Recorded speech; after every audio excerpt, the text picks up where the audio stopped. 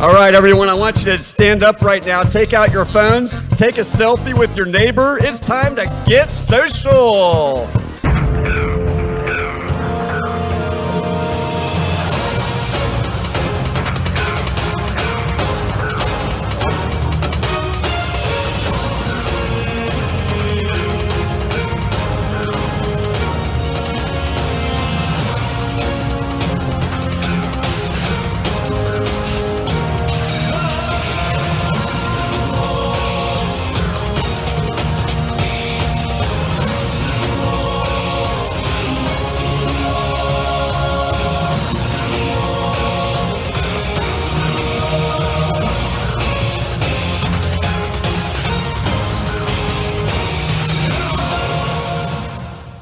Welcome to the second Amazing Race 28 recap episode of the You Are Team Number podcast from Reality TV Warriors. My name is Michael Harmstone, and joining me as ever is the Canadian who needs to be better at humour, Logan Saunders. Good afternoon. The lady whose ask always gets blurred when she's getting out of a taxi, Michelle Pearce-Denneman. Hello. And the Australian who got a fish in his bathing suit as a child, Ben Powell. Howdy. Now I believe we have a statement. I don't know what's been going on this week. Besides this episode, what's been going on this week? Well, I guess what happened is that a certain blog that I posted, I guess there was a certain joke in there that unfortunately offended one of the racers. And I guess while I was away at work, I guess there was just an explosive discussion about it. And then I come back to a ton of messages in my inbox and spending several hours trying to figure out what's going on. And then this keeps going on a day or so later, and it was just shocking that, you know, something I wrote drew in that many past racers and fans to all be bickering amongst each other. But I'm glad it seems like it's pretty much over now, because I've spoken with the people who were offended by it for the most part. The joke was removed, and I just wish that instead of it being something that started off as a really hateful thing, I wish that, you know, I was just approached right away and said, "Hey, Logan, you know, there is this joke that you wrote or said that I'm concerned about," and the solution could have been fixed right then and there. I'm just sad that it turned into this whole thing where other people had to be brought into it and be in a state of anger because they didn't exactly understand what was going on. So I hope from now on, if there's any statement I make or joke that I make, I just hope whoever is offended by it is comfortable enough just to approach me and say, "Hey, you know, can I talk to you about something?" And it can be solved right then and there. It's just, yeah, I guess and I'm sorry that it was offensive. And I would just like to point out that in this is the 9th Amazing Race season that we've been doing, and there has been one team in the past who has taken offence to anything that we have said. Out of well over 100 teams, nearly 200 teams have come through our doors that we've been talked about, and one has been offended by anything we have said. Yeah, so this is kind of, for a website that we've only been running for about 2-3 months, it's kind of a new thing to have someone wanting us to... When we started the podcast before the website, the whole thing behind the podcast was originally, let's just talk about the show. But then we started season 26 with Haley, and we saw the terrible treatment she was getting on the show by the fans, and, well, by the, quote, fans, unquote.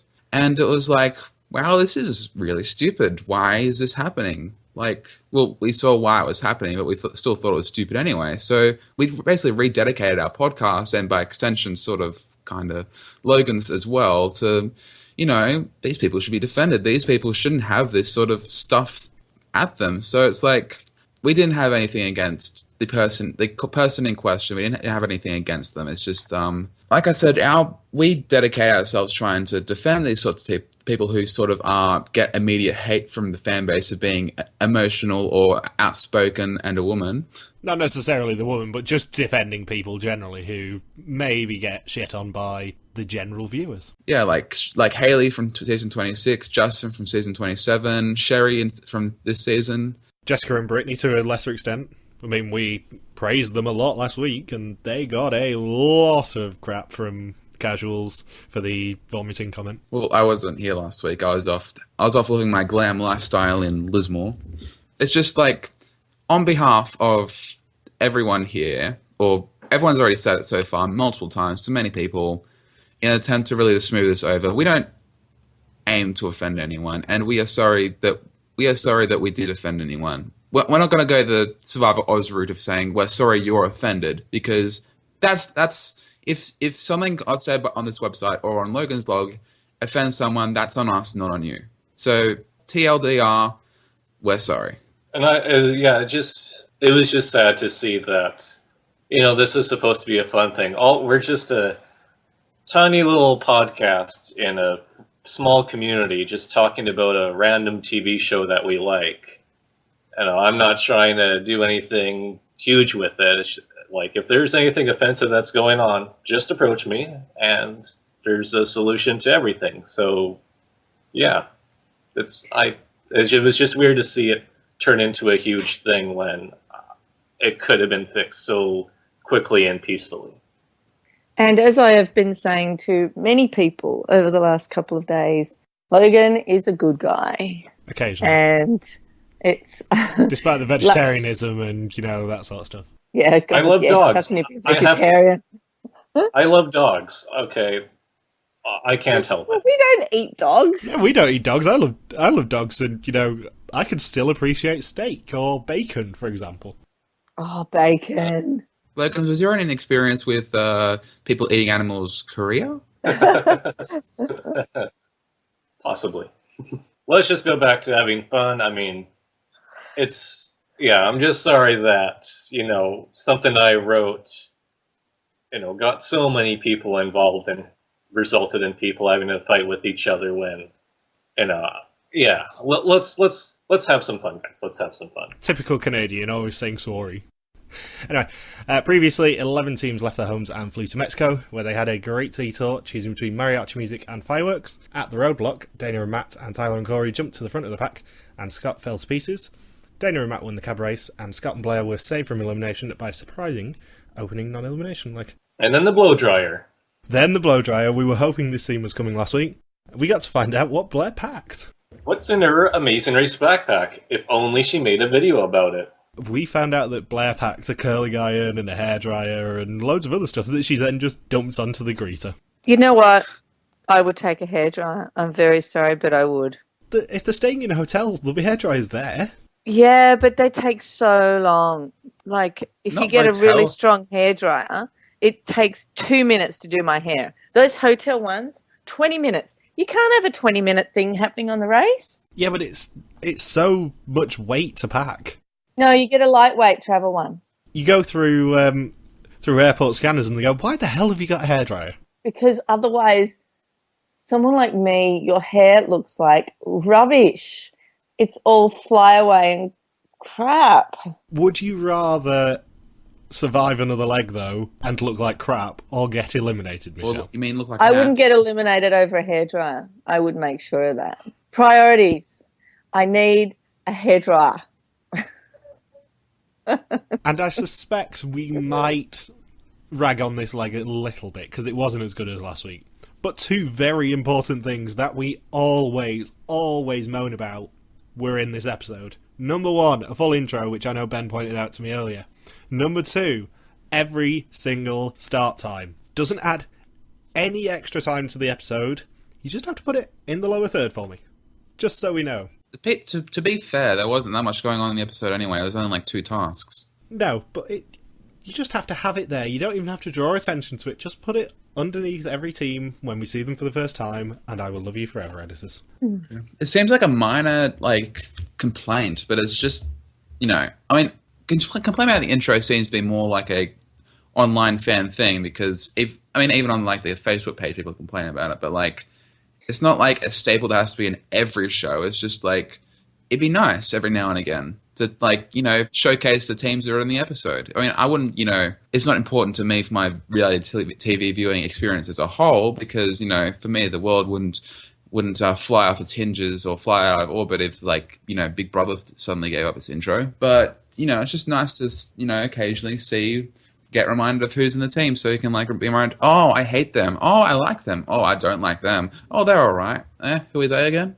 And we actually got some character scenes before the leg really started. Yeah, everyone got some background. Well, except for, I think only Aaron and Jocelyn were the only ones who didn't get any background scenes. Yeah, from the preview, though, it looks like we might be seeing a lot of them next week. So yeah, we found out that Dana basically forced Matt to propose to her. Always a healthy relationship, guys. Ding! Cameron's in Mensa. Brody seriously has one volume and that is it.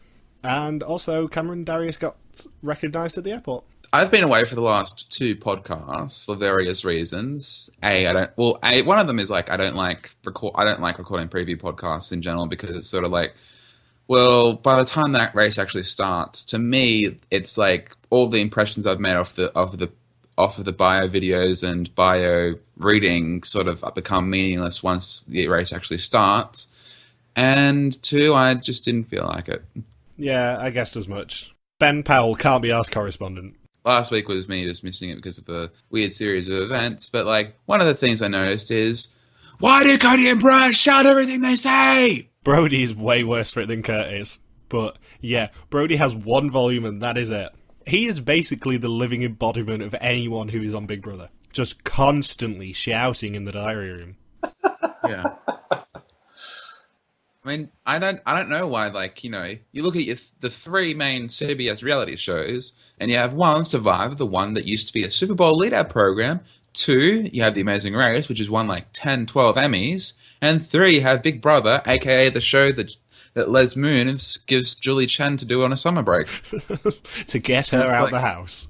It's like, which show should you be taking and putting anything from onto anything else? And it's like, Big Brother... Why don't we put all their contestants on every other show? Why don't we put their kind of contestants on every other show? And it's like, why? Why would you do that? Why? And weirdly, me calling Ben the Can't Be Arsed correspondent will not be the only correspondent that we feature in this leg. And teams had to fly to Cartagena in Colombia and find Totumo to get their next clue. We also get a bit of flight intrigue. There are 4 different flights on the second leg of an amazing race again. What the hell? It usually happens when they go to South America, isn't it? They're usually on like 2 flights at most, and they never get to actually pick them. But Tyler and Corey, Brody and Kurt, Dana and Matt, and Bernie and Ashley are all on the first flight, arriving at 8:59am. And may I point out that the editors also threw us off a little bit by putting every single word that said booked in red text. Because as soon as we saw Tyler and Corey book that flight, I thought, oh, they're in trouble, because it says red. It's usually green if it's the first flight. No, it's just booked. Thanks for that, guys. Really helpful. Get it together, editors. Brittany and Jessica, Erin and Jocelyn, Sherry and Cole, Scott and Blair, and Zach and Rachel are on the second flight, arriving at 9:37. Marty and Hagen are arriving at 10am, and Cameron and Darius are on the last flight, arriving at 10:30. And for some reason, we get a shot of Tyler Oakley's blurred ass. Lovely. Just what I want to see on a Saturday morning. And Hagen has also never known a car to go this slow. I don't know why we have to have one scene every episode of someone bitching about a taxi driver. It just seems to be the theme of this season already. Well, there's obviously something wrong with all the taxi drivers. Or not exactly. Maybe it's the car, but yeah. This is just further proof that Amazing Race should switch to Uber. If they get to the final leg, they get a special Uber X. Ooh. I've got GPS. Of course you do, Logan. And did you also notice that it looks like the cabs might have been pre-booked for the race? I'm assuming teams had to keep their taxi drivers because it looked like they were all given a taxi driver. Because all of them had Amazing Race flags in the windows. Ah. Specifically, though, like specific to each people? Well, no, it was just Amazing Race flags, but I did notice it with that Marty and Hagen scene, that you could quite clearly see the Amazing Race flag in the window. I could see that happening, sort of, though, because it's a new country, a country that's not particularly known for being too safe, I guess. So you want to have that sense of, security. You don't want to, go Amazing Race Brazil on them and have them, robbed at gunpoint or something. What? What happened? Have you never heard of this story? No. Brazil only has ever had one season of The Amazing Race, because then we had the Latino America season, one of which was actually a Brazil edition. But yeah, a team did indeed get robbed at gunpoint, and the camera, I believe, got stolen during one of the legs. Jesus. Why didn't I know about this? How many years ago was this? Like 10 years ago? Like someone, I think it was like around the same time as Amazing Race Asia. Yeah, I think A Corrida Millionera was the season that started airing after Asia won. So yeah, They were one of the seasons that actually had a female winner before the Amazing Race America. Didn't get robbed at Patricia gunpoint. No, they weren't the one who got robbed at gunpoint. But I think I remember like there was a big lopsidedness to the gender casting of that season. I think there was like one team makeup got cast like 5 times. I think it was the male teams that got cast 5 times, and there was like 2 or 3 female teams, and one of them, one who did particularly well on one leg, the next leg they got robbed at gunpoint. Andrea and Luciana and their film crew were robbed at gunpoint during the leg. By the time the film crew recovered their belongings and were allowed to continue racing, they dropped to last place. And even better, they then got marked for elimination. They got non-eliminated on that leg, got marked for elimination, so they still got a penalty the next leg. Well, they don't fuck around with the no time credits thing. Brazil's producers making Israel's producers look sane. How many times have they gone to Colombia before in the Amazing Race America? In the Amazing Race America, it's none. It is the first of 3 brand new countries for this season in the US.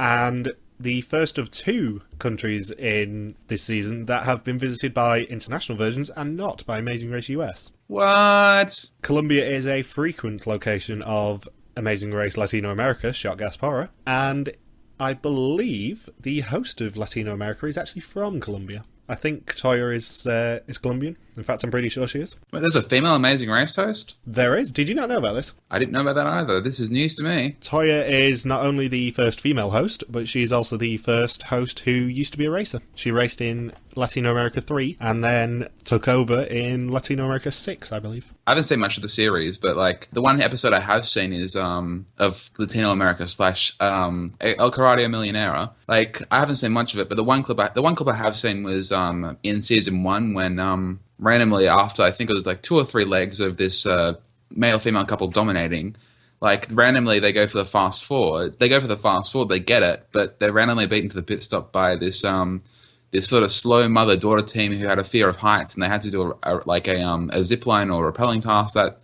episode. So they just sort of like sauntered into the pit stop, and then and then they're told Casilda de Casilda, you're the team numero uno, and they're like, no. Ben, that was a wonderful Spanish accent. I am proud of you, son. I speak Spanish. You really? El Dico. Really? We cannot tell. El douchebaggo. Oh, why do I have to be Edgardo? The funny thing about them going to Cartagena in Colombia is that people online are making fun of the contestants for pronouncing it as Cartagena. It's like, don't you know that that's not how it's pronounced? But it's Come like, on, racers, well, if get you it read together. if it's when you read it off the paper, there's a G in there, and 9 times out of 10, you're probably going to pronounce that G, unless you're on the Wheel of Fortune when you answer with the 7 swans a swimming. But that's besides the point. And once they got to Tasumo, it's a roadblock, which is a hot mess. And in this roadblock, one team member must dig through a mud pit and find an emerald to get the next clue. And of course, this being actually a season that cares about its difficulty in the test, there aren't just emeralds in there. There's Chaos Emeralds. There are Chaos Emeralds, and Sonic the Hedgehog would have loved that. He doesn't have to run through a massive glass tube to find it. Yeah, that's what Ashley found. Yeah, that was one of the lesser known games. It was like I think they have it in the Sonic Dreams collection. I recommend everyone go look that up right now. And I have a soft spot for Sonic Heroes because the theme tune is actually pretty badass. Yeah.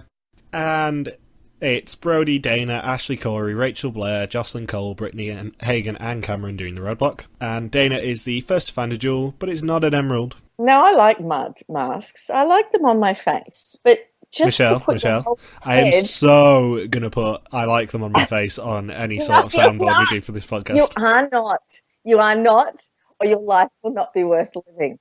Do you understand? You know how occasionally I clip stuff and put them on SoundCloud as a tease? You're just going to die. You will die. You know how I do that, Michelle? That might just be my favourite one ever. Listen, shush. Okay, so they had to put their whole head under the water, or under the mud. And can you imagine the ears? How, it would go right down into the ear canal. I don't know how you'd get that stuff out. At least they got to swim through the water afterwards, but oh dear God. Jennifer from Survivor would probably love that, except I don't think the mud would cause bleeding in the ears like that earwig did. Or cause her to go on a mild psychotic break. That was one of the most harrowing things I've ever seen on Survivor. I don't understand why no one got that thing out when it was right there and they were looking at it. I'm guessing it was because like the shot of it, when they had like a singular like resting shot of it crawling around the ear, that wasn't when they were actually looking at it. I'm guessing that was sort of like when she was having her head down, they were like probably discussing it, but the camera guy was like, okay, this is a good shot, I'm getting this. Yeah. Apparently, the medics did go in and squirt some stuff in her ear, which is what made the bug come crawling out, basically. But they couldn't really do that much. They just had to put some liquid in her ear and hope it went out, basically. Fun Good stuff. for her that it came out, though. Yeah. Can you imagine if she would have done the entire season with something crawling in her ear canal? That would have been awful. I'm going to look for the hidden immunity. Ah! Fun fact, the ear bug is actually a hidden immunity idol. She was just really lucky that it crawled into her ear to keep it safe. But then Sydney had to crush it between her tiny little fingers. If you're not following Cameron Johnson's amazing Survivor blogs, by the way, she did do the Survivor Autopsy on Thursday, and it's a good read. And I was very surprised that she did like 3,500 words in the first blog. It was like the first hour after the episode ended. That was pretty quickly, though. Yeah, and also, this is supposed to be the brief blog post, so I don't know what Cam has planned for the rest of the week. And Ashley also doesn't find one, but Corey does, and he drops out his way down. So he has to go back up and find another one. Following people are funny. People falling is always funny. Golden rule of reality television. And then, probably the funniest bit of the episode for me, Blair doesn't have a bathing suit. Yet in her, what I packed in my Amazing Race backpack, she did talk about packing a bathing suit. It was a one piece, I think she said. So it's... Yeah, so she where did. did that So go? I was so confused. Michelle, as our G-string correspondent, Yes. what would you have recommended to her? I would have... She had some... What does she have in her bag? She had something like little bike pants or little shorts.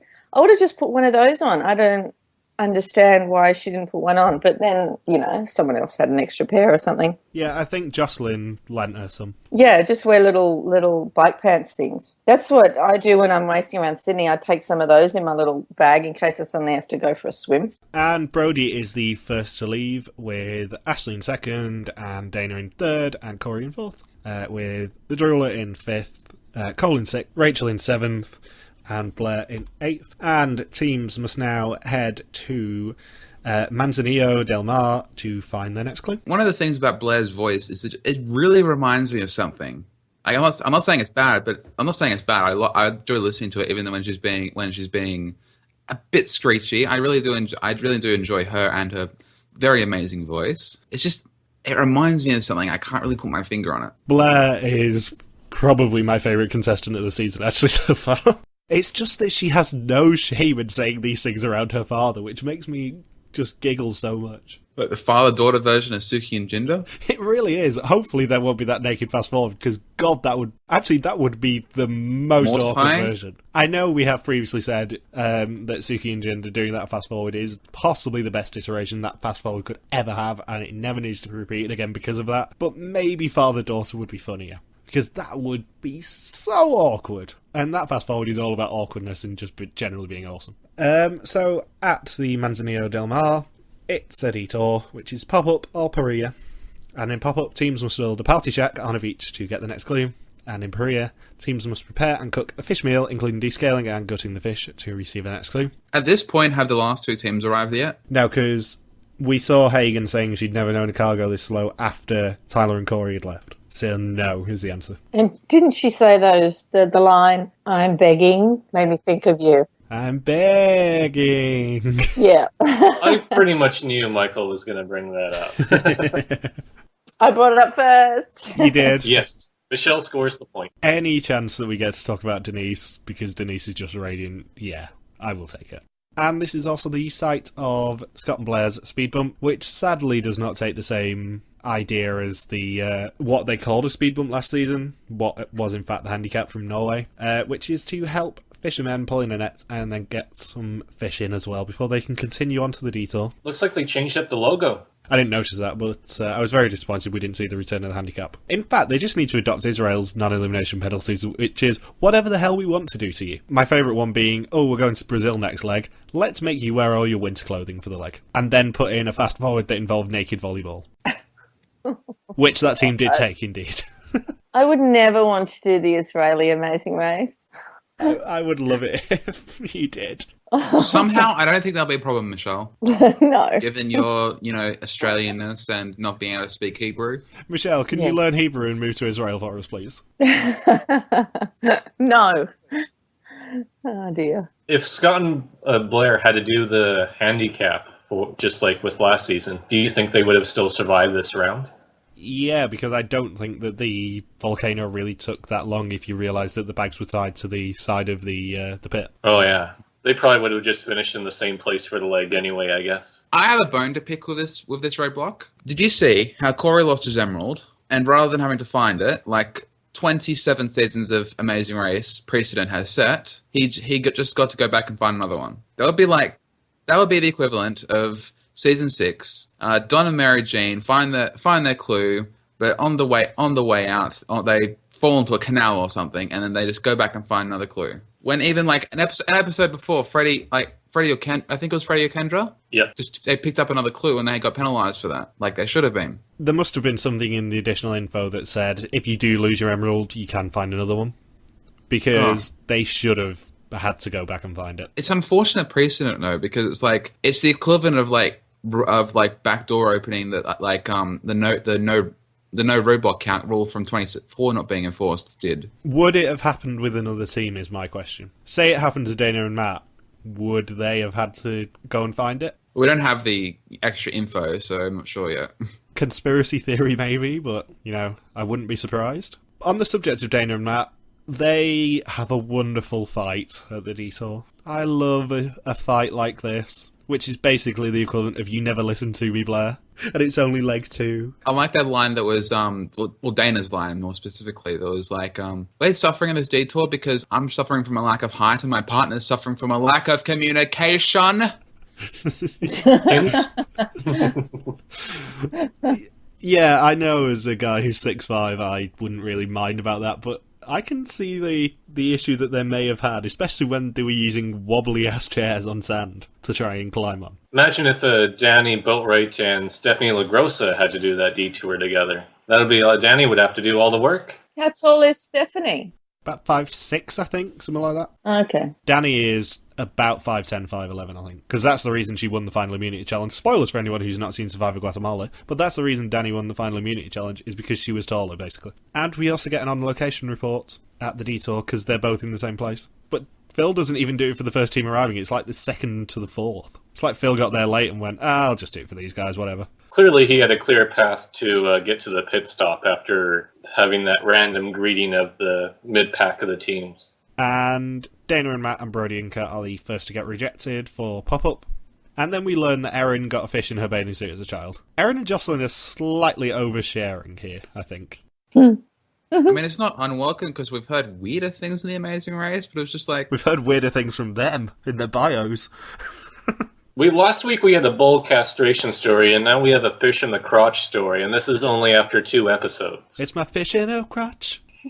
That is not a song. That didn't even work. Stop. Michelle, are you aware of Dick in a Box? Yes, I am.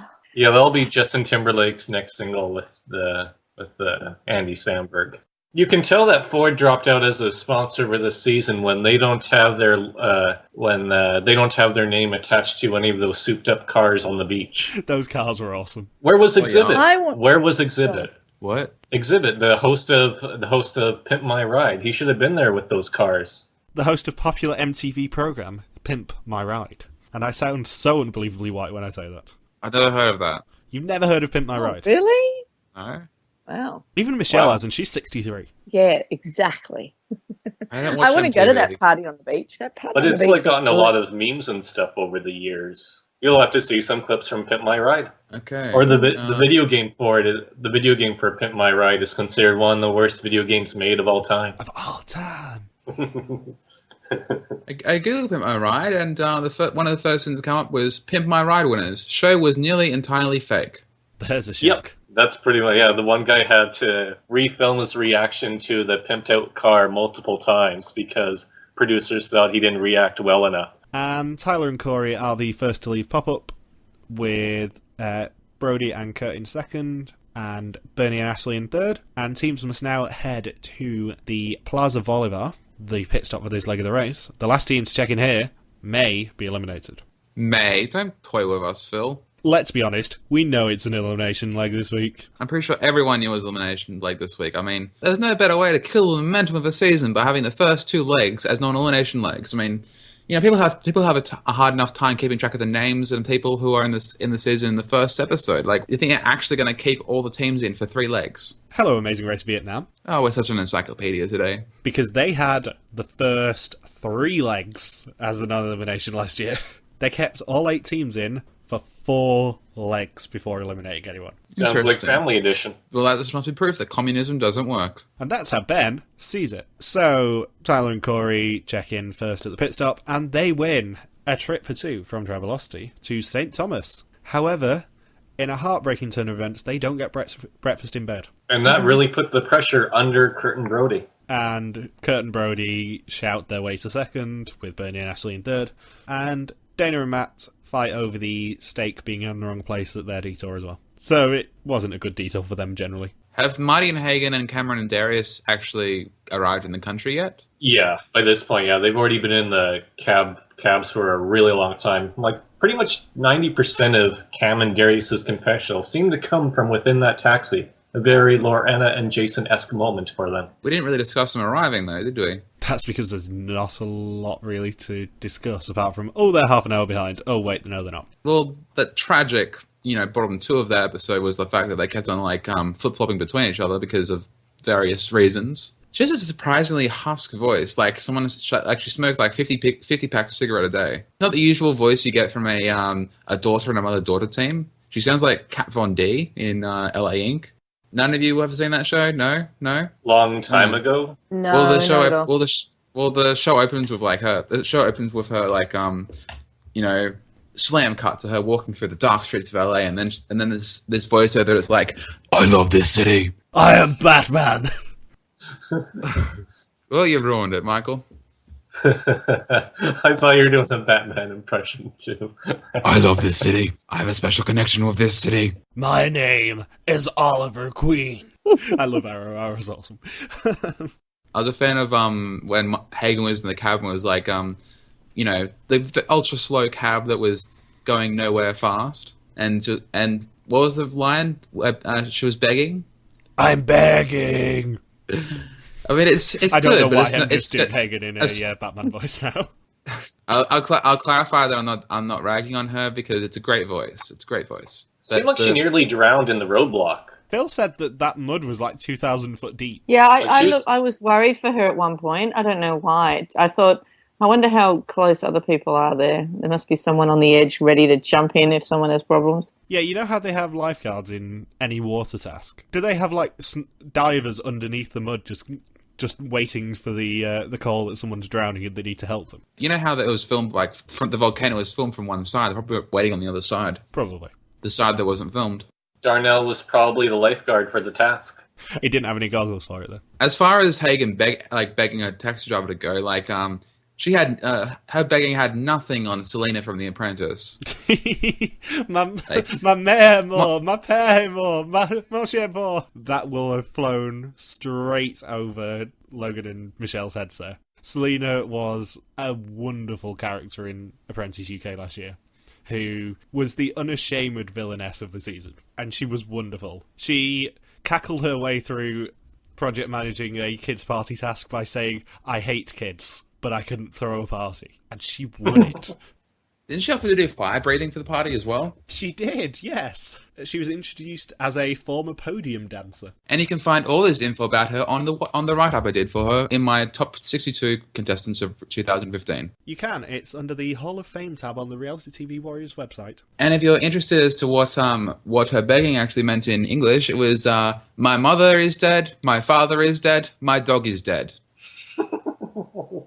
But someone needs to just do a supercut of all Selena's awesomeness. There needs to be an Amazing Race contestant like Selena. There needs to be a contestant in any show like Selena whose entire raison d'etre is like just, you know, sitting there looking glamorous and then occasionally making a bitchy remark, bitchy remark after bitchy remark after bitchy remark, to the point that people around them are riled up into a storming rage just by her existence. And the fact that she doesn't even react to their rage just makes them even angrier. I knew within a minute of Selena being on the show that not only would she be my favourite, but she would be Ben's favourite. Because she's everything I look for in a reality TV villain. So Dana and Matt are the fourth sleeve pop-up. And Brittany gets a pretty gnarly cut as well. Another 2 weeks in a row with bleeding fingers for some of these teams. Yeah. What is it with CBS shows this week and just showing us injuries? Ugh. And Dana and Matt are the fourth to check in. Brittany and Jessica leave Poirier in fifth, with Erin and Jocelyn in sixth. Zach and Rachel in seventh? Yep, Zach and Rachel leaving pop-up in seventh. Sherry and Cole in eighth. Scott and Blair left Poirier in ninth after completing their speed bump in like a second, because it's a piece of piss. But the fish bit her, Michael. It did. Erin and Jocelyn checking in fifth, with Zach and Rachel in sixth, Brittany and Jessica in seventh, and Sherry and Cole in eighth, and Scott and Blair in ninth. And even for the bottom two teams to arrive in Colombia, it was just one mistake after another for both these teams at the bottom. The mistakes must have been pretty extensive, actually. Yeah, one mistake did Marty and Hagen in, though, and that was leaving their cab at the detour decision point. With Hagen, they must have lost at least a half hour between the taxi ride and the roadblock because Cam and Darius passed them. And then Cam and Darius blow that lead by just completely missing the stand with the clues. But it is Cameron and Darius who check in 10th, leaving Marty and Hagen to be the last team to arrive, and they are indeed, shockingly, eliminated. Unfortunately. They were one of my favourite teams from the season, so that was pretty unfortunate. Logan's first boot prediction came true again.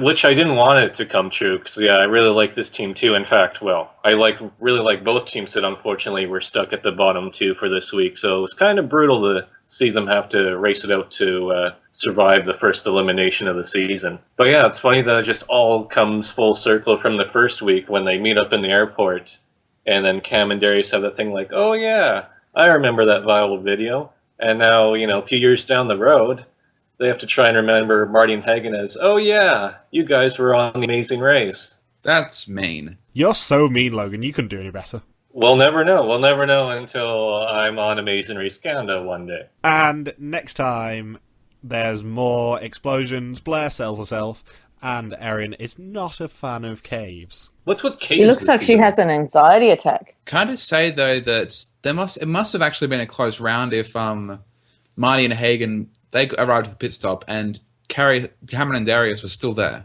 Yeah, I was thinking that. Either that, or when they passed them in the cab and they were still running back to their cab, it must have been like they must have actually been really close to their cab. The run to the beach was like 5 miles, at least according to them on Twitter. Yeah, it wasn't their finest decision. They're still almost in the race.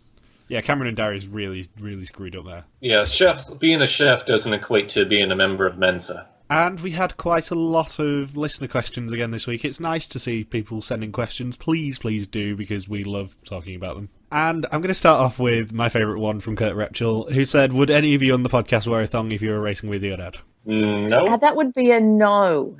I would not wear a thong on a race, period, whether I was racing with a sister, a friend, a total stranger. What if you were wearing hunters? I would not be wearing hunters because they're stupid. I'd wear hunters. And I needed to make that reference as soon as we started talking about thongs. Logan will not get it for probably about a year until he does Amazing Race Australia 2. But there's a wonderful incident in the first episode of Amazing Race Australia 2 involving a thong. And a pig. Catherine Mateus says, is it ever a good idea to choose to run when you don't know how far it is then, rather than use a cab? As long as the clue doesn't specifically say you can't use your cab to get to this place, then no. Depends how much money you've got, would be my answer. Because if they say, oh yeah, it's a half-mile walk, or I'll charge you $50, then obviously you walk instead, unless you've got the money to burn. Where would you get charged $50 to go half a mile? Like London? New York! Is that the voice of experience there, Michelle? I have been there and I have seen the traffic, but yeah, maybe. Cristobal Rios says, why are teams not driving themselves places? Last season it never happened. Ford dropped out as a sponsor. Thanks, Bergen and Kurt. Thankfully, that Bergen and Kurt have a sense of humour about us constantly blaming them for dropping out. Well, at least Bergen does. Elena Liana says, talk about how efficient Tyler and Corey are and how that is similar to Justin and Diana. No. Okay. I mean, they are pretty efficient in this last episode. And you know what? I know you guys have things against them, but I don't have a thing against them. Okay, I know you have thoughts. I didn't say things. I said thoughts. They ran into the pit stop and they were laughing and giggling, and I just thought that was really cute. But yeah, don't go me. Michelle is the nice one of the podcast. You could tweet her. I'm just worried because the fact that they were the team to benefit from a surprising rule change is sort of sus to me. Kurt also says, notice any cab management similarities to this past episode to Amazing Race Canada 3, specifically Dana and Amanda running to the finish line? Not really, Kurt, because nobody thinks about Dana and Amanda. Nobody thinks about Dana and Amanda, apart from thanking the lovely people of Newfoundland and Labrador. In fact, I thank Newfoundland and Labrador for everything in my daily life. From the moment I wake up to the second that I fall asleep. And we will finish with Anthony Williams, who says, anyone else a little concerned at Zach and Rachel's edit so far? It has Dodo written all over it. By anyone, I mean Logan and me, who have them as our winner picks. Yeah, this week wasn't the biggest edit for them. I mean, they misread their clue, and there wasn't any other footage for the entire episode, as far as I can recall. Poor Zach and Rachel, I like them. I can't comment because I know where they place, but I like them. Why would they make a shelter totally somewhere else? Like, seriously, I can't stand people who just don't think. Please. Well, to be fair, travel fatigue. But I love them. I do love them, but think. So, is there anything else you would like to add about this episode and this glorious week? I like how they're really loud. I know people are hating it, but I like how they're woohooing and screaming and Michelle, I don't know. They're just enthusiastic. Michelle, pissing so many people off. They can get loud too. What the fuck? I like it. Anything that makes look, I'm enjoying the season so far. I'm enjoying the episodes. Like, there are a lot of teams I could take or leave. There are a few teams I am not enjoying at all. But the ones I am enjoying, I'm enjoying very much. The legs have been great. Like, this leg was short, but it was still good. There was good content to it. The last leg was the best premiere in ages. I'd probably say the best premiere in the 20s of the franchise. Like, it was better than last season because the last season only had like one or two tasks. It was better than 20. But it was like, take a helicopter somewhere, then do something on a beach. That was the end of it. Whereas this last leg felt like a fully formed and fully realized leg. It started as a night leg in Mexico, and then it was an overnight stay in Mexico as well. First, and in a country they haven't visited in 25 seasons. Well, that too. And it was better than 26 because that was taken up half by a pointless obstacle course at the start and the introduction of the selfies before it became funny. 25 was actually good. I forgot about the 25. It's best one since 25. 24, 23, 22, and 21 were pretty bad, though. So I'm amazed how you can remember every single one. I'm just amazed. Is that not the creed of our entire podcast, that we are obsessive fans, Michelle? I know, but I don't remember every single episode of every race. I don't know. I have so much other stuff in my brain. But you guys are just amazing. Well, there's episodes that I don't remember. It's just I remember the premieres of each season because of the first ones. Mm. The first and last memory rule. Which one was New York? Which season was the New York start? 25. 25. You see, I like that only because I watched it live and it was amazing. But it not generally our best episode, but I just like the start. It was an amazing episode. Like, everyone delivered in that episode. And we had 3 quits. 3! And an actual, intense race to pit stop rather than rowing. So, thank you for listening to this UR Team Number podcast. You can join. Wait. Are we not even going to discuss our favorite teams? I keep on doing this. Every time I'm on the podcast, I'm like, well, guys, what were your favorite teams? When you're just like, let's end the episode now. To be fair, I've got an hour and 20 to edit as it is, which is way longer than the past couple of episodes have been. I'm currently relating to Cam and Darius at the moment. Really? I think so, yeah. I think I kind of identify with them for the most part. I'm liking Blair and Scott. Yeah, I love Blair and Scott. because she just says ridiculous things in front of her father, which makes me chuckle. I like Zach and Rachel, although they have gone down in my estimation with, to quote Michelle, the stupid behaviour this week. I didn't say they were stupid. I said it was stupid behaviour. That's why I said stupid behaviour. Dana and Matt I also quite like, as long as they keep fighting and keep giving me the ridiculousnly. And yeah. I'm big out of the teams that haven't been mentioned so far. I'm a big. And Bernie and Ashley, obviously. Oh, well, thanks for taking away my only line for this section, Michael. You're welcome. You had introduced it. You should have gone first. Snooze, lose. God, well, Logan just rudely interrupted me. God, he's responsible for everything this week. I love how aggro I'm being on this episode.